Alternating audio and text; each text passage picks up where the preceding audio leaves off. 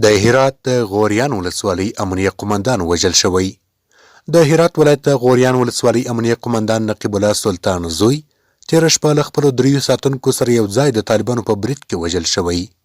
د هرات ولایت د امنیه قمندانۍ ویان د عتیق الله وثیق رسنیو ته ویلي چې تېره شپه طالبانو د غوریان ولسوالۍ پر ځینو برخو بریدونه کړي چې له امله یې د یادې ولسوالۍ امنیه قمندان نقیب الله سلطان زوی له 3 نورو پولیسو سره یو ځای وژل شوی.